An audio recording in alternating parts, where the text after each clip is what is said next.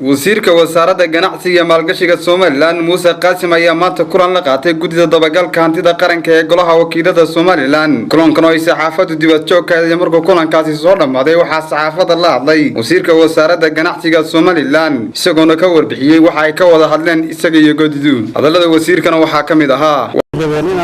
inaan u sharaxno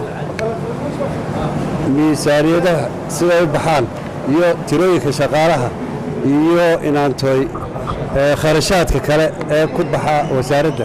un bayna weydiinayeen deetana waanu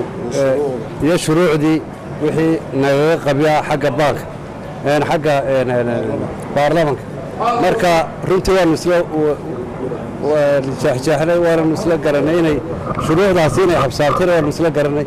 wixii ay madmadow kaga jireen sharax naga rabeen annagana waanu u sharaxnay miisaaniyaddiin baanay muhiimkeedu ahayd iyo tirada shaqaalaha iyo shuruucda oo company loogii ay ka mid yihiin dabagalkoodii waana inoo ballan qaadeen runtii inay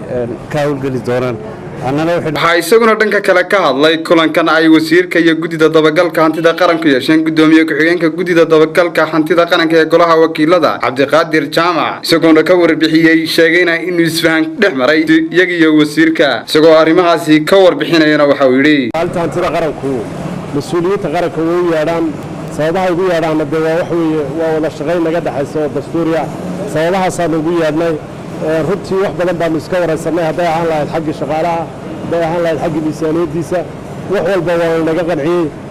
runtii waana ballansanahay mar labaad inaanu isku soo noqono sababahaas ay sababihiisu kaaga keenay waana maasantiin haddaa wax su'aala weydiinaysaan diyaarda haye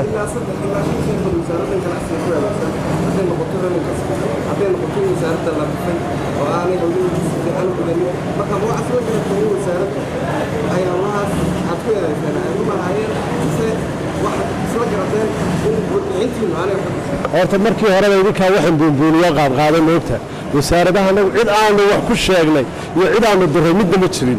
cidna waxay wax ku sheegi kartaa marka maxkamadda ku cadayso ama corruption ka hadli kartaa gudida dabagalka ee hantida qaranka golaha wakiilada Soomaaliland ayaa muddooyinkii ugu dambeysay laga dareemayay saaxadda siyaasadda iyagoo kulamo kala duwan la yeelanayay wasiirada kala duwan ee wasaaradaha Soomaaliland. Axmed Khalid Farax, Kalsan TV, Hargeysa.